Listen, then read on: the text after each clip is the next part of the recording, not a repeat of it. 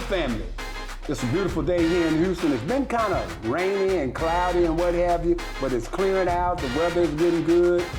Temperature is kind of rising a little bit. So we should be heading into spring here shortly. Today I got a great surprise for you. I got one of the not one of the offensive coordinators. I have the offensive coordinator for Texas Southern University. Today is March the 5th, and before we get started, we want to make sure you do what I always ask you guys to do, and that is hit that like button, share it, tell some friends about it, and the show is picking up steam, and I appreciate it, and we're going to continue to have great guests on, and without further ado, because the coaches, they're getting ready to get into spring training pretty soon, and I'm sure he has things to do. So without any further ado, we have Coach Smith, who is the offensive coordinator for Texas Southern University. Welcome, Coach. Welcome. Appreciate you. Appreciate you having me. Give my listening audience your full name. Stephen A. Smith. Stephen A. Smith. Yeah. You know, I had you when he told me Stephen A. Smith. I thought you were Stephen A. Smith for the Charlotte. You get that a lot? Yeah, the receiver, and then I also get the other guy who does all the talking and stuff. Oh, Stephen A. Yeah. Now we know you're not Stephen A. Yeah, I get both of those. Okay. Can you give the listening audience and the TSU family a little background on yourself? Like, how did you matriculate to Texas Southern? First of all, I'm sure you probably played ball. Mm-hmm. Where you were born, where you played ball at, and how you matriculated to TSU? Born and raised in Chicago, Illinois. Okay. Played ball at Southern Illinois. Went to Langston first my freshman year, and then went to Southern Illinois. After that, I kind of went into kind of like the medical field. Wanted to get into the medical field and kind of get out, finish up playing. And then my little brother asked me to coach his high school team, and so I got a part of their staff and became coordinator there. And it kind of trickled from there. Went to Virginia State, and then from Virginia State to Arena 2 team back when we called it Arena 2. They call it IFL now. Mm-hmm. And then I actually got an opportunity to go to the Saints after that. So I was in the Saints there, and I did an intern with the Saints, and then it was a 4-year intern with the Dallas Cowboys with Bill Parcells. Okay, so you got experience with the HBCUs because you were in the CIAA then, right? Yeah, I was in the CIAA. I've been in the SIAC. As well. I was at Albany State, and went to 5 championships in Albany State. Albany State? 5 out of 6 years. Okay. Now CIAA, when you were there, what years were you there? Oh, CIAA. That's when I first came out. So that was like 2001. Okay, Virginia State, Virginia Union should have been running stuff then. Who was it? Winston-Salem? No, Winston-Salem. Winston-Salem was running it. Yeah, Winston-Salem was. Who did Winston-Salem have at that time? Because they were ran it for about 2 or 3 years. They were running for a while. I think Faison was their head coach at the time back then. Who came from Virginia State. So they had a crop of guys from Virginia State at that time who had went over, and we was under Lou Anderson, who was the head coach at Virginia State at the time. Okay, so some guys from Virginia State transferred over to Winston-Salem, and they took off. What made them leave Virginia State? I guess the opportunity to get a head coach and kind of got a chance to move on. So I think that was a good thing for me. He did a good job. Faison did a really good job back then, and we were still in the running. I think we ended up 7-4 that year. Okay. And one of the teams that we lost to was Winston-Salem. So it was a good run. But now you say you with the SIAC. Is that Central State? No, that's Central State Conference. Yes. Yeah, Central State. Now when you were in the SIAC, was Central State running it then? No, they were. The Marauders. No, they were when I was in the SIAC. They were not in the SIAC. They were still in NAI. At that time. Okay. So I got to Albany State. My first year in Albany State was 2009. I was there 2009, 10. Then I left, went to Tennessee State. And then I left Tennessee State, went to the Kansas City Chiefs, and then ended up when we got fired at the Chiefs before Andy Reid Andy Reid let us all go. Okay. I ended up going back to Albany State 13, 14, 15, and 16. Do you mind me asking, what position did you have with the Chiefs? I was the assistant offensive line coach. Wow, so you weren't like no training or no, as they say now, DEI type program where they just bring some black coaches in and let you observe? No, you were actually coaching. Yeah, I interviewed for the job and got the job with Romeo Cornell. Okay. Now, Faison, that name goes in and out. Faison, where you say he was a coach at Virginia State? He was I want to say he was the defensive coordinator at Virginia State back in those days in 2000. What is his full name? I can't remember. I want to say Andrew. It was Andrew, but I can't say for sure. What is he? What did he do when he left there? I'm trying to place I can't him. tell you where he went after that. I just know he was the defense coordinator. He was the head coach at.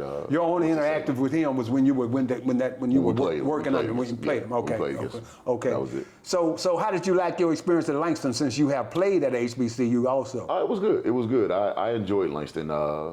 Greg Johnson was the head coach when I was there. They did a few things with Greg Johnson there, didn't they? I think he came to Prairie View. He was at Prairie View at one point in time. Yeah. So we had a good team. Everything went well. So it was a good experience. I just had a child, so I had to make my way back closer to home. So I got you. Southern Illinois now. What did you guys do at Southern Illinois? I'm trying to think of someone that went to Southern Illinois. Southern Illinois is known for the players is known for is Damon Jones, who played for the Jacksonville Jaguars. The big running back for the Giants. Is that the Salukis? Yes. Okay. Was the big running back that was at the Giants for a long time. Came from Auburn. Was he from Auburn? Yeah, he came from Auburn and went to Southern Illinois. The 6'3", 250-pound kid. Woo, running back? Yeah, the running back. I can't think of his name. Goodness gracious. Motley, was that his name? No. This is, I would have to Google and pull it up, but he was pretty good. He was in the league for a long. He was at the Giants for a while. Okay. I can't remember his name, but then we had the other kid from Bart Scott who played for the Baltimore Ravens. Right. So we had some good players that came out and had opportunities to move forward. So. Okay. Now, that's going to segue me into how did you come about Texas Southern University? Chris Dishman. Enjoyed me and Coach Dish he was the defensive coordinator and I was offensive coordinator for Coach Riley for the USFL, the New Jersey Generals. Okay. In 2022. So we had a really good run, went 9-2 that year, went to the semifinal, lost in the semifinal before the championship game. Our rapport together was really well, and we continued to talk and other stuff even after that, because he ended up going to the XFL after, and I ended up staying with Coach Riley, and then we would work during the off season. We would work together in the NFL Alumni Academy. That's where they bring in young men to help them work individually. We work individually with former players or former coaches of the NFL to help enhance what you're trying to do to get yourself picked up during the time when they're looking for guys who get injured or anything like that. So. Okay. So you have a nice background in NFL. Yeah, I've been around. I was blessed to intern for Miami. I was at Miami. I was at Cleveland. Been to the Saints where I started at. So I along with Dallas and Kansas City. But I was blessed to have those opportunities. George Warhop, a guy I met a long time, who was my mentor, I met a while back, gave me an opportunity to continue to move around with him as he continued to move around, along with Tony Sperano as well. You are able to tell kids that, look, I've been where you're trying to go. Mm-hmm. And that should be a feather in your cap when you're talking to them. Yeah, it really just gives you a chance for them to see exactly what the opportunity that they want. You're able to show them and kind of give them an idea of what that looks like. You either been, with our staff, we have a lot of guys who have NFL or pro experience. So our staff is able to give guys the idea of what that looks like and to show them how we practice and how you have to push yourself, how you have to exert yourself at each level. So when you go to high school, you push yourself for 4 years and you have to exert yourself each year to maintain or to be a starter. So when you get to college, it's that what you did in high school doesn't matter. Don't matter. Right? So now it's you doing the same thing again at a higher level. And then it's the 3%, as Coach Dish always say, the 3%, they get opportunity to go play at the pro level, and you still have to do the same thing there because now you're coming in as a nobody and you're trying to earn to be somebody. Always. So I used to tell kids when they're getting ready to go to that next level of college, don't go in a big head because you used to being the best on your high school team. These guys used to being the best on their high school team. and it's the same thing. It's a trickle down because you're going in to take someone's job. Just like they bring somebody in to take your job when you was in high school, when you was in college. And now they're bringing you in to take somebody's job at the pro level. Now you got to go earn it. And once you earn it, they're going to bring somebody in year to year to continue to try to take your job, which makes you have to push you even harder. So they understand that process. And the great thing about the young men that we have at TSU, they're understanding it really well, and they're pushing themselves. They understand what we need to do as the culture is changing at TSU for us to be the best team that we can be, but also be national championships, not just SWAC championships, but be national champions. There you go.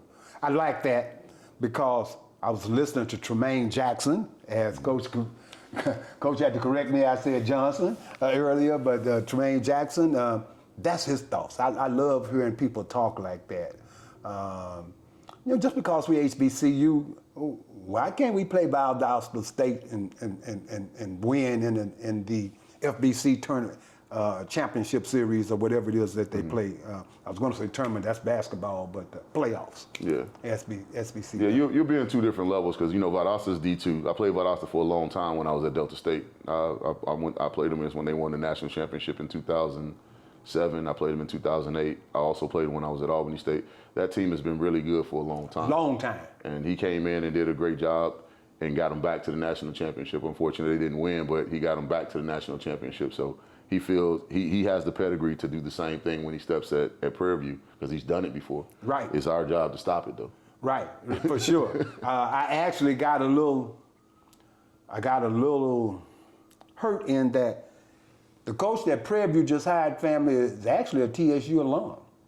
But I guess he had not accomplished what he accomplished prior to Chris. Now, I'm not saying anything bad about Chris, but I'm just saying, I feel like we can do it because, Coach, I think we left 2 games on the table last year. We could have won. I would agree. We left 2 games on the table. And if you put those 2 games on the books, that's a fantastic job y'all did, coming from what we did the previous year. Yeah, we don't base it off. The thing that you have to pay attention to is our ambition and our desire is not based off of what anybody did before us or not even what we did last year. Every year is going to be different. Our ambition and our desire is to be national champions. And when we say win in Atlanta, that's what we mean, be a national championship, HBCU national champion. And what comes with that is winning the SWAC, comes with that is having a great season, come with that is our players understanding what it takes to get to the top of the mountain. And then once we get to the top of the mountain, we become the bullseye, right? Just like Jackson State's the bullseye. Right. Everybody got their eye on Jackson State to knock them off the top of the mountain, so do I think we have the team to do that this year? Yes. Do I think we have the coaching staff to do that this year? Yes. Do we have a great leader that can take us to that place? Yes. And it's showing. It's showing every day when we step in the classroom, when we talking about football, but also when we step in the academic classroom. Right. Guys doing better. Our APR is going up. Our academic GPA is going up. But along with that shows that the discipline is there, and they're continuing to take that discipline on and off the field. So our guys are doing a great job of pushing themselves, and our staff is doing a great job of getting us prepared for what we need to get done. And our leadership is strong, and our leadership has a foundation built off of God too, and that's the good thing. Right. That we all have a very strong spiritual relationship with God when it comes down to it. So our foundation of our team is built off of that, and our players understand that. So it's really inspiring to see where we were last year and where we are now, and how we continue to improve every day. And expectations should just be jumping out of the roof after what you saw last year, because you just agreed with me. And it wasn't a take you down type statement I just made about I thought we left 2 games on the table. You absolutely it was right. actually a compliment in that, what we ended up winning 4? 5. We could have been 7. 7-4. Yeah. Could have been 7-4. I know coulda, woulda, shoulda, and all that good stuff. But family, I was there. I've been a long-suffering alumni follower for a long time. Yeah. I only had 1 good year in the last 35, and that was 2010. Yeah. That's how long I've been suffering. It's important that we continue to build the TSU culture, continue to build the fan base. We want to pack out Shell Energy Stadium. Every time we go in there, we want to make sure that the fans understand. And it's hard because of what you have been accustomed to. Right. And then, in the beginning, everybody sees this, but all I ask is people to stay focused. Don't lose sight of what our goals are. Don't lose sight of what we're trying to get done, or what we're getting done. I don't even like to use the word try, but what we're getting done. And just stay strong with us and be the support system that we need. Nobody's going to ever step above and beyond without having a strong support system. We can't be fair weather fans. We have to be true fans. True fans. And that's important. And I think Houston is ready for TSU to break out and have a great season, a great year, and a great legacy starting to be built. there's a negative misnomer that floats around that TSU doesn't support. You said something just a moment ago. When you long-suffering, me, and I'm not the only one, a lot of die-hard guys, when we approach people, I'll even tell them, man, TSU ain't done this and that. I'm not paying my money to do this and that. I say, well, just bring your kids and let them see the band. Mm-hmm. You know, I try to get guys just, you know, because that's what I did with my daughters when they were growing up, and they enjoyed it. Right. Yeah, and just something to get them to try to come to support TSU. Sure. And I stepped off line what I was leading up to in 2010 when we went to the SWAC championship game. Mm-hmm. We played Alabama State. We had more people at that game than Alabama State did. Mm-hmm. And Alabama State is up the road, and we had to come 14 hours away. Right. So if you win here, people will show up. Mm-hmm. And I try to explain that to people. All commuter colleges have this problem. I mean, you got to be USC or somebody in another big city. You know, U of H has the same problem. If they're not winning, nobody's going over there. Right. Yeah, that's true. You got too much to do. Right. Too much anything, you know, too many other things to do. You have to be the entertainment, and that entertainment has to spark something every time. There you go. We understand that, and Coach Dish does a good job of getting out in the community, and people know who he is in Houston because of his career. But he does a great job now getting out in the community so they see who he is now as a coach instead of always remember him as a player. So you remember him as both now. Right. And I just wanted to let you know, TSU people, if we win, mm-hmm. and that's bad is if we win. Right. But it's like anything else. If we win consistently, then it won't be if we win. They're going to just start showing up. There you go. Because they're expecting for us to what? Win. Yeah. You know. We understand that part. We truly understand that part. You know, it's just the fact that we want to make sure that, you know, that it's a process. Right. Last year started step one of the process. Now we're in step two of the process. So it's moving forward. As you see, last year it's moving forward. We know we have to be better than we were last year.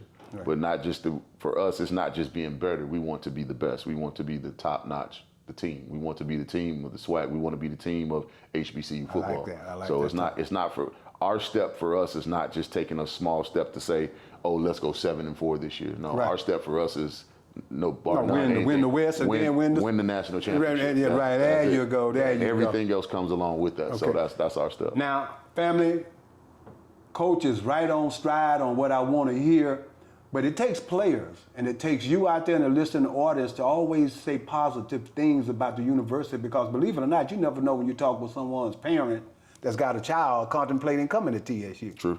Coming to TSU. So we have to talk positive and stay positive.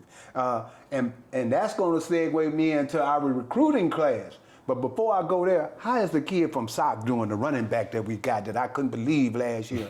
Yeah, everybody's doing well. He's coming along well. He's having a great offseason right now, just getting his work in and doing everything he needs to get done.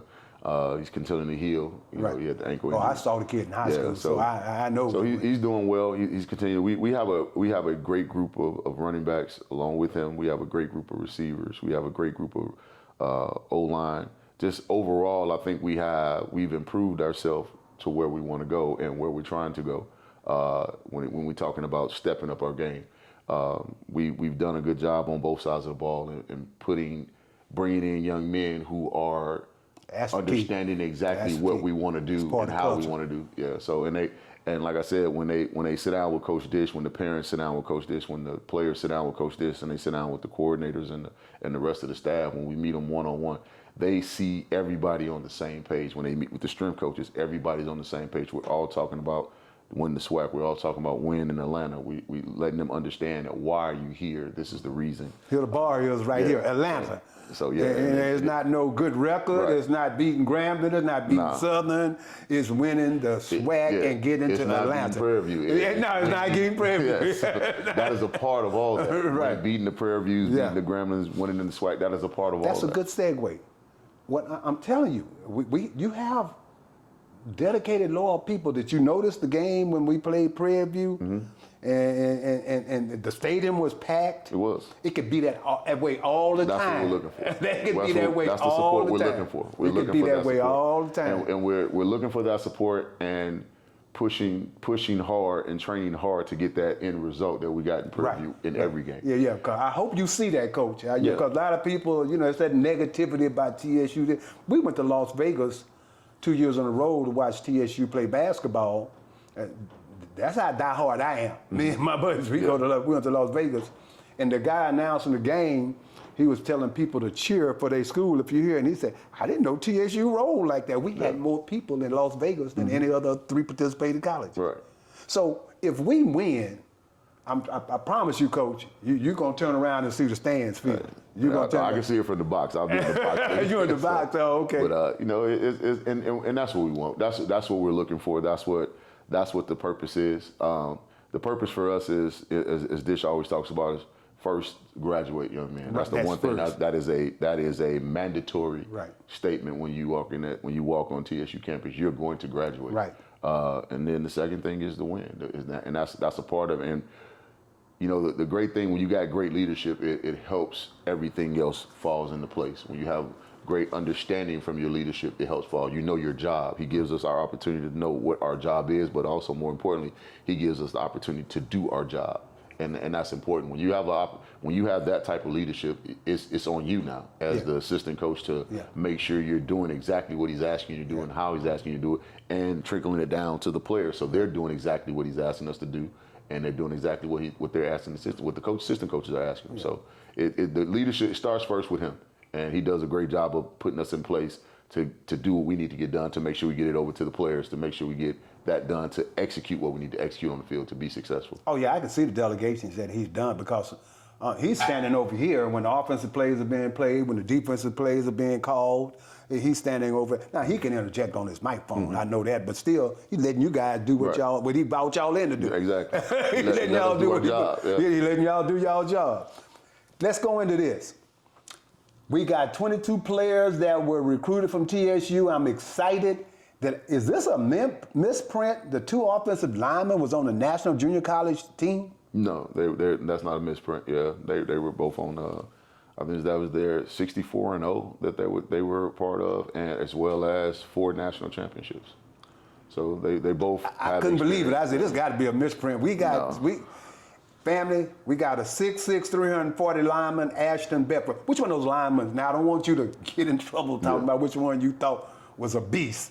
Ashford Bedford, and let me find the other one, offensive lineman. He got both the bookend linemen from the national championship. That's enough right there. Well, Ashton was from Mississippi JUCO, and the 2 you're talking about is Calvin Ballantyne and Aaron Phillips. They were both part of the 4-year national championship JUCO team, as well as the undefeated 64-game winning streak. So I will say this: the guys that we brung in to compete with the guys that we have that were still young guys that we still have, and that is what you see. They have gelled well together. All of them have gelled well together. The competition is there because what we have to make sure of is that there is no complacency in what we do. Because once you get complacent, then you're not chasing the actual goal, right? Because you're comfortable, and you can't be comfortable and be a champion. Right. Everything about being a champion is discomfort. Right. As many times, if you've been there and you've understood that you have to have competition on your way to compete to be a national champion. Yeah. And that's the one thing that we wanted to make sure that we had at every position. We wanted to have competition. We wanted to make sure we have depth, because if you got guys fighting for that spot, that means if something happens, if you get an injury or something, you got depth to come in, and you can still stay where you are and continue to move forward. So that's the biggest thing. We wanted to make sure we had depth in all positions, and that competition going on right now, where the competition is who's getting stronger, who's getting faster, when they're running and when they're lifting. But it's going to be even more when March 17th hit. Who's going to be that guy? Who's going to win that spot? And not only do you have to win that spot daily, you have to win that spot daily in the summer, win that spot daily when training camp starts, and then win that spot daily during the season. So it's more of a competition, but you have to bring great players in to have that competition and to push guys. If I know nobody's behind me to push me, I'm not really finna work that hard. Right. Well, I need you to work as hard every day. And Coach Parker wants the defense to work as hard every day. And like I said, our leadership, Coach Dish, He believes in that. And anytime you hear him talk, he always talk about there are no starters. Right. We will decide that week by who is pushing themselves, who is giving it all, who is doing everything they need to do. So that means if you want to repeat a starter, that means that repeated starter every day has given it all he had to stay the best at what he's doing. And if you continue to do that, that's what builds the championship. I like that. I like that. And I'm looking at D-line. We lost some big boys this past year. And I know you're offensive coordinator, but I know you're the offensive coordinator, Rose. That ain't my cup of tea. But do we look like we may be replacing those guys pretty good? Yeah, like I said, we improved. We improved in the spots where we needed to improve, defensively and offensively, as well as special teams. We put ourselves in position to understand exactly what do we needed for the team to be able to achieve the goals that we have set for ourselves. So we did that in all aspects of the game. We did it in all three phases of the game, whether D-line, on defense, linebacker, all that, as well as on offense. So everything that we did it as a group, as a staff, and defensive staff came together and said, what do we need the improvements? They sat down with Coach Dish, they sat down with Coach Wilson, the recruiting coordinator, assistant head coach. What do we need to improve, and here's what we need to get done. So they did those things. We did the same thing on offense, and here's what we need to get these things done. And that's what it comes down to us as coaches. Once we decide that this is the player that we want, now it's up to us to get that player to play at his capability. I always say this, when you look at guys in highlight film, that's the best film, right? The highlight. For sure. Because you never see the mistakes. You never see the mistakes. But my thing is this, if you can give me 10 highlight plays, then you can give me 64 highlight plays in a game. Right. So I expect you to play the way the highlight looks. Right. So, and that's our job to pull that out of them. And as long as we get players that we can pull it out of, I think we'll be fine. I like that, Coach. I like that. Because you were talking about if you're not being pushed or you're not pushing someone. I've heard and watching, I'm a YouTuber now since I produce a YouTube show, guys saying that it's actually, he felt like it was easier for them to get to the mountaintop because they knew what they wanted than to stay there. Yeah. You were saying about how you want guys to push guys just because you want it. It's hell staying there. Isn't it? Yeah, it is. It is. The bullseye is always on your back.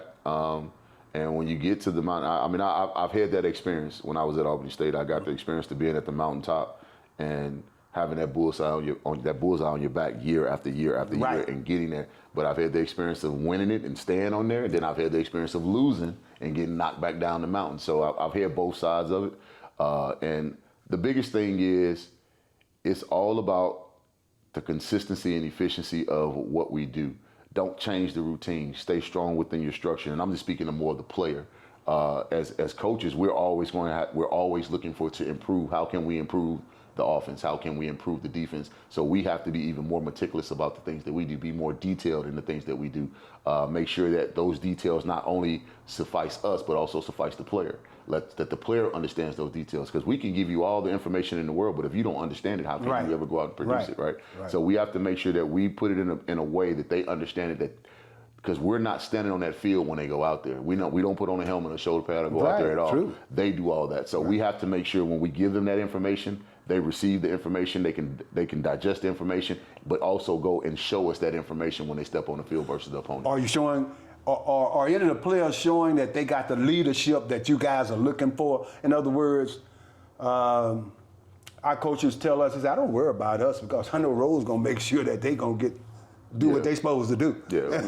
Yeah, we definitely have the leadership now to make sure that things are getting done the right way. Our team is a player team. Okay. And Dish always speaks about that. He says the best team is a player-ran team, and that's he has a council that there are players that he talks to, as well as our leaders step up and have different things that they do with our players, whether it's players only meeting, whether it's a walkthrough, players only walkthrough, all different things that go on. So the leadership is showing, and it's showing very bright right now. So the biggest thing for us is, like I said, consistency and efficiency, making sure that leadership continues to show that efficiency and consistent play and that consistent follow. Right. You always going to have one chief and a bunch of Indians. There right? you go. And you might have, and I always try to put it towards the military. You got the general or the colonel and all those, and then you got, the lieutenant soldiers next behind it. And then, so I think that kind of plays a part where you have your general, and then you have your soldiers behind, but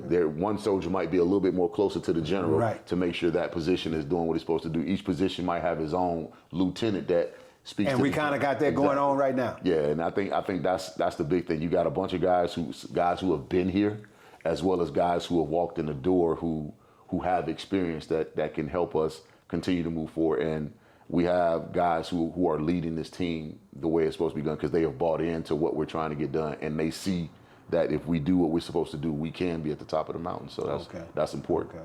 Quarterback. It seemed like when KJ, is that his name, went down, we just like, and I'm not talking about the previous quarterback because he was like a newcomer of the year or something, but in actuality, I would like for us to have not 2 5'8" quarterbacks. You know? I mean, and this is not just coming from me. I got a lot, but like I say, I'm gonna tell. And this is not negativity, coach. This is not negativity. I don't look at it as negative. You realize that when we came in, a lot of stuff was already pre-made for us, right. And that's always when you come into a new situation. And to me, I've seen small quarterbacks be great. You got a lot of small quarterbacks in the NFL. Mm-hmm. I've seen small quarterbacks not be great. But I will say this. The biggest thing at quarterback is them learning the system. Right. And when you've been in something you know how they call people setting your way? Right. So if you've been in something for 5, if you include high school, 8, 9 years, 10 years, right.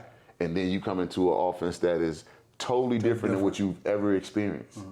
Well, in the beginning, you're going to think, hey, I got this. I didn't did this. Right. Until you realize that no, this is totally different. So it's hard when you come. It's for any player when a new coach come in or a new system comes in. It's hard. It's hard. You name me. I've only known one quarterback who won the Super Bowl this year, who's had several different coordinators and has been successful. Right.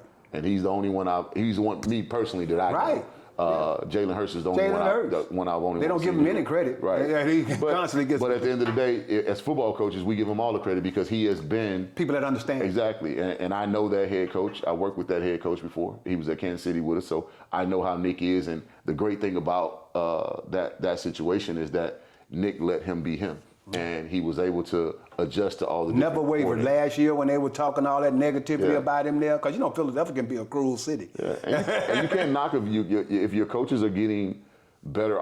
If he's getting head coaching jobs, they're doing something right. Right. So at the end of the day, it continues to move. And this coordinator this year got a head coaching job, another head. So it's steady moving, but it's hard to go back to the original question. It's hard to be able to be in something for 10 years and then come in 1 year think that you're going to just be great at something to change. So I will say this: our coaches, offensively, since we're speaking offensively, our coaches did a heck of a job putting us in the best situation to get to the point where we can be in games. You did a great job. You know what I'm saying? So that's the first thing. Because I've already said that there were 2 games we had on tape. So you did a great job. So the other thing is, the players, they did a great job of us coming in and not knowing us and having to take on our attitudes, to take on our demeanors, to take on what our demands that we gave them. So, and it's hard because if you're accustomed to this, and then all of a sudden somebody comes in and now they're telling you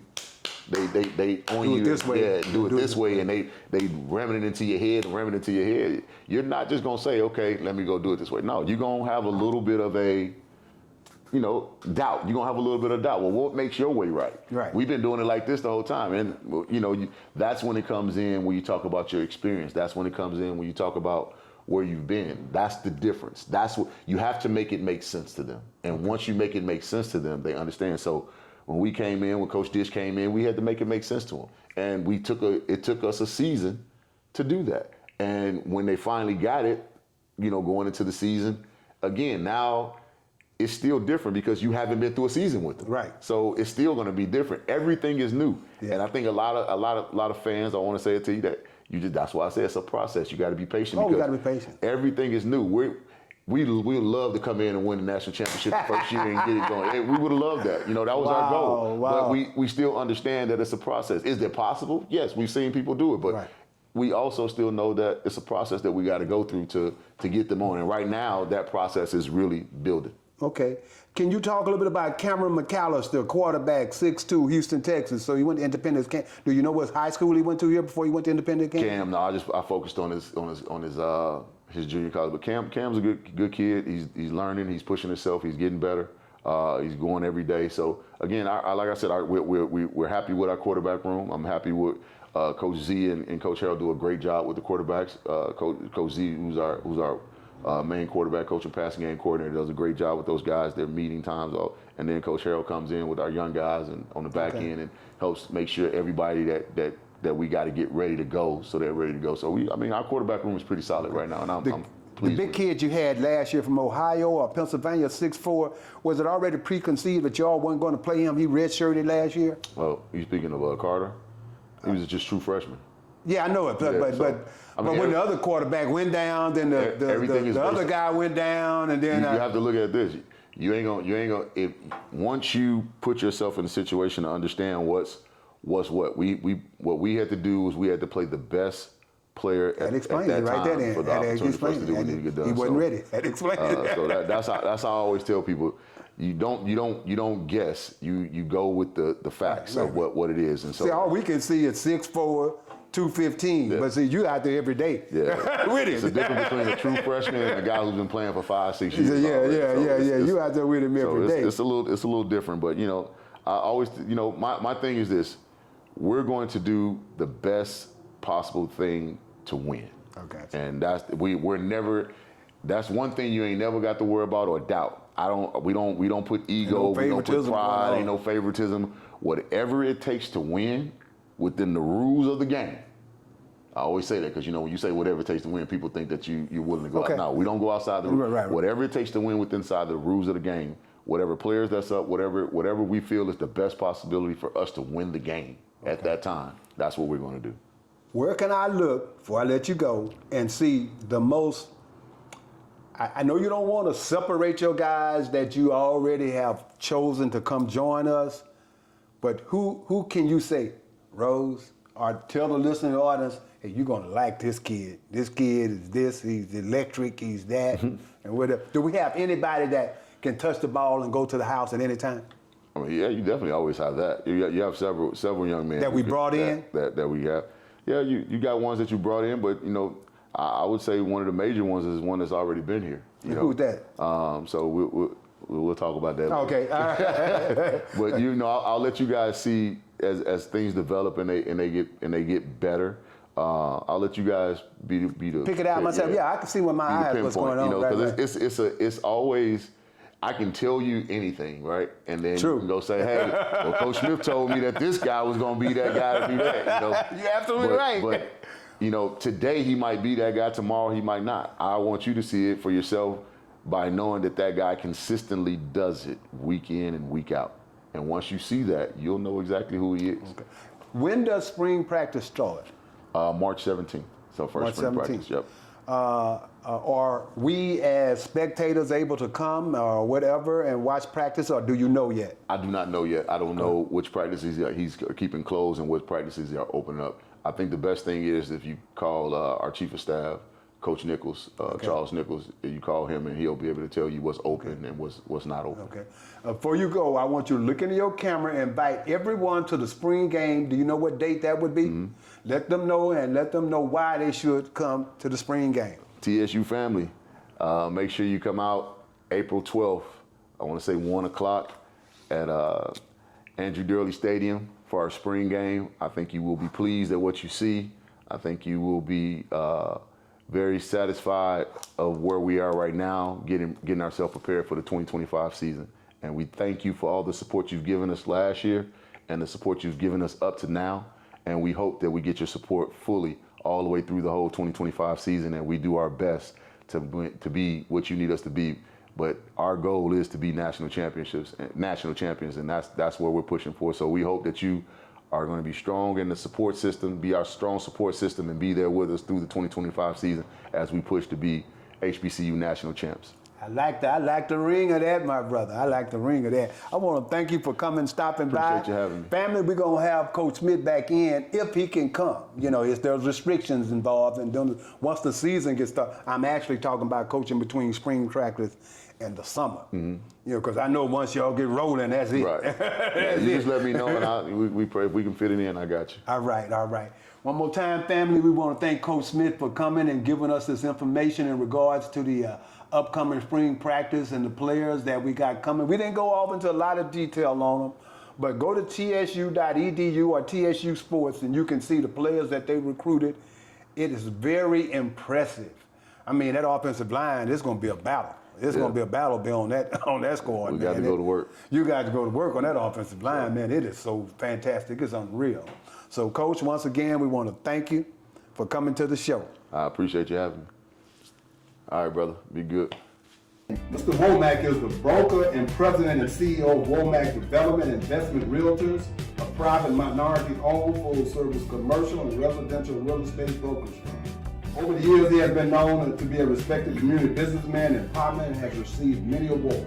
Now, he sells real estate everywhere, but this specialty is right here in 3rd Ward. This guy can get it taken care of for you. Welcome back, family. Now let's get off into some HBCU sports news. Let me start off with the SWAC. That's the conference that Texas Southern is in. And let me read off what the men's standings are in the SWAC right now. Right now we got TSU in 3rd place. Let's start off with number 1. We have Southern University leading the SWAC at 14-2. Jackson State 12-4. Bethune-Cookman 12-5. Texas Southern 11-6. Alabama State 10-6. FAMU 10-7. Alcorn 9-7. And Alabama A&M 6-10. I was told the top 8 teams will be participating in the conference championship. But the rest of the record is Grambling State is 6-10 in 9th place. Prairie View is 4-13. UAPB 3-13. And Mississippi Valley 1-15. They had been doing 10, so if they do 10, Grambling and Prairie View is in. But if they do 8, they stop at Alabama A&M. Okay? Now the ladies in the SWAC, the records is Southern University 14-2, Alabama A&M 13-3, TSU 13-4. TSU was leading the SWAC in one while. They had a little 2-game loss, 3 games that they lost in a row. And so they're back on the winning streak again. They're 13-4. Jackson State is 12-4. Grambling State 10-6. Alcorn 9-7. Prairie View 6-11. FAMU 6-11, and Bethune-Cookman 6-11. These teams are tied for the top 8 spots. And if they go 10, it would be Alabama State included in there. So Southern University is leading the men's, and Southern University is leading the women. So right now, they're in the driver's seat. But when that SWAC tournament starts this weekend, today is March the 5th, on March the 8th through the 11th, Texas Southern will be participating in the SWAC championships in Atlanta, Georgia. So it's going to get real wild and tough up in Atlanta pretty soon. Good place to go. It's been being played in Birmingham, Alabama. And not talking about Birmingham, but if you've ever been to Birmingham, you know there's not much to do there. So in Atlanta now, the people that follow their schools will have a few things to do. And I'm sure that will play a big part, and it did play a big part in them choosing Atlanta for the tournament. So, but let's go to the, like I said, I always say I don't just do SWAC, TSU. We do the SIAC, we do the MEAC, and we do the CIAA. So for the SIAC, top teams are Clark Atlanta, 14-5, Morehouse, 14-7, Albany State, 14-7, and Savannah State, 14-9, top 4 schools. In the West, you got Miles, 19-1. Miles has had a wonderful year. They've only lost 1 game. Tuskegee is 11-9. Central State is 10-10. And Kentucky State is 10-10 on the west side of the SIAC. In the MEAC, you got Norfolk State, 10-3 leading.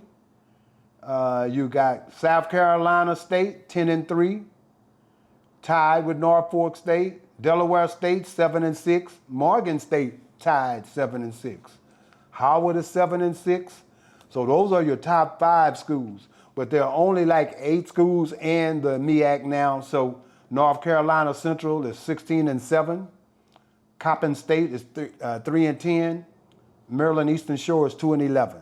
Now in the women, you got a women's team in Norfolk State that is recognized across the United States because they have beat 2 D1 colleges. So they have a wonderful team. They are 13-0 in the MEAC. Howard is 12-1. They're not far behind. Coppin State is 8-5. Maryland Eastern Shore is 7-6. Morgan State is 5-8. North Carolina Central is 5-8. Delaware State is 1-12.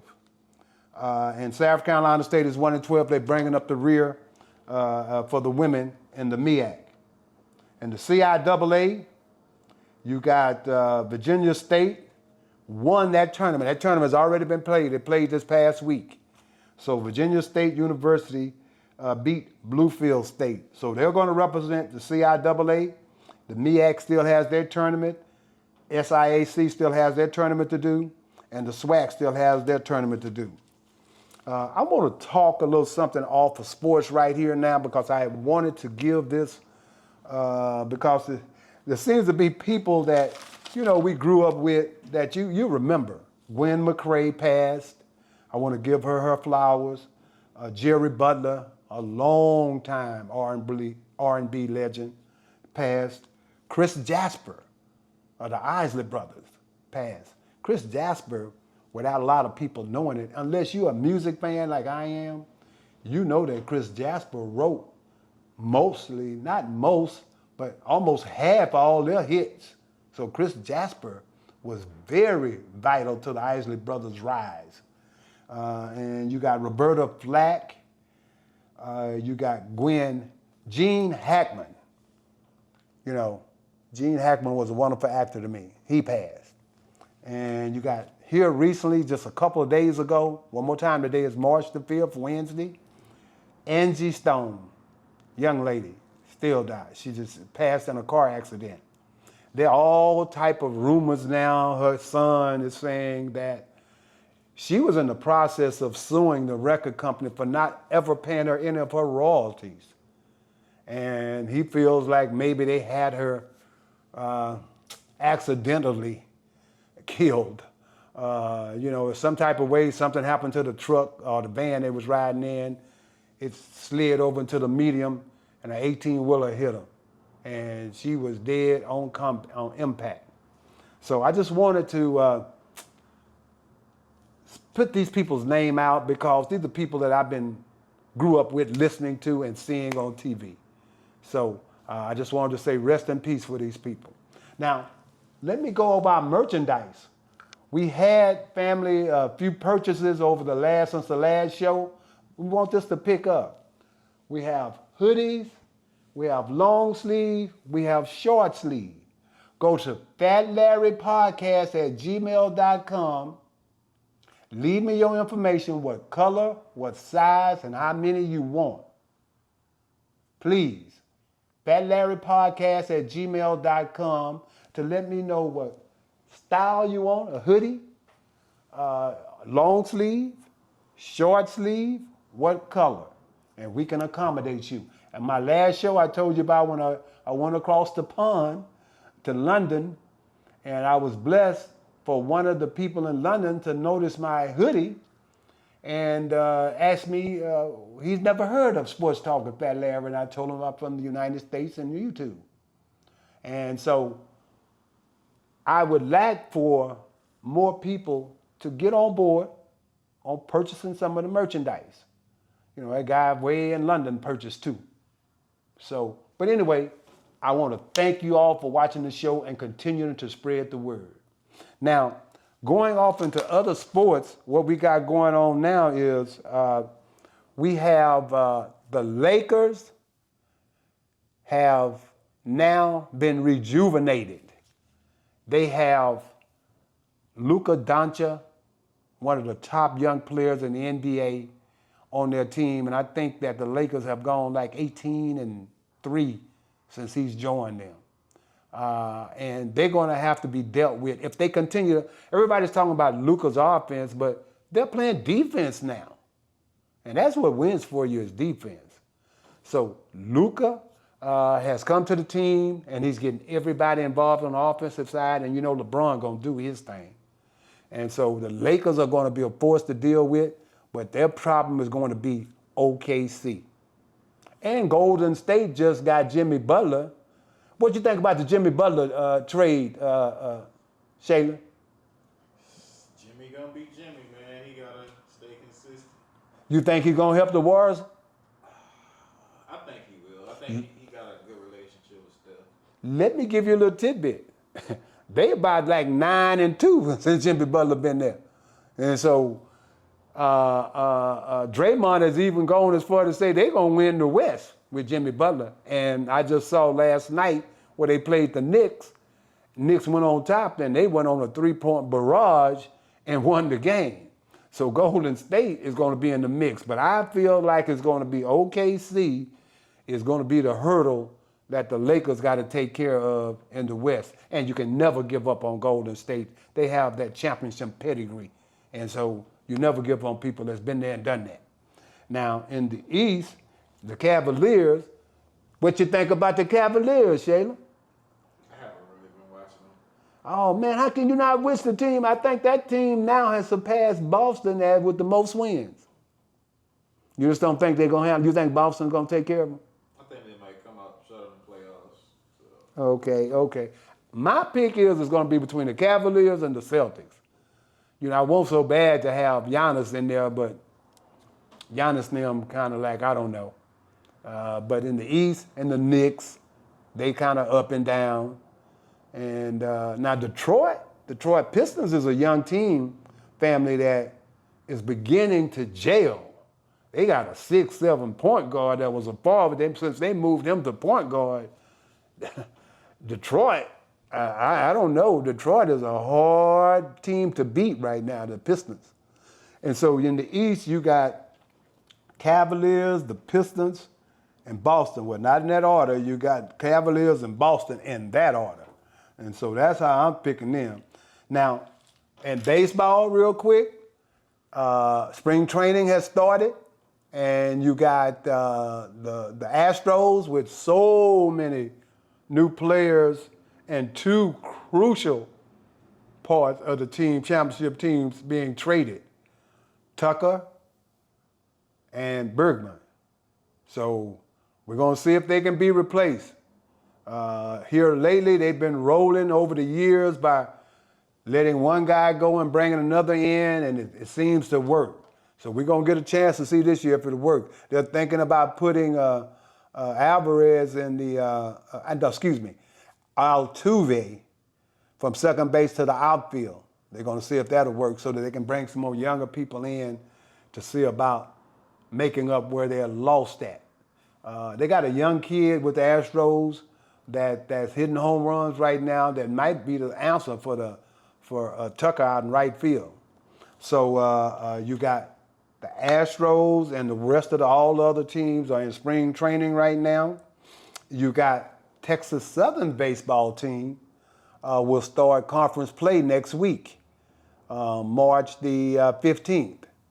So if you get an opportunity, not just Texas Southern, if you're watching this video and you are close to a SWAC school, CIAA school, MEAC school, go out and support the kids.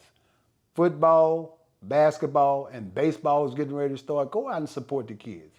I go to a lot of TSU baseball games since that's what I played at TSU. You know, a lot of people have their differences on baseball, but baseball is a great game. Matter of fact, when I was growing up, that was the game, baseball and football. Basketball, that's squeezed in between baseball now. But still, baseball is a good game. Actually, one of the top paying games for athletes.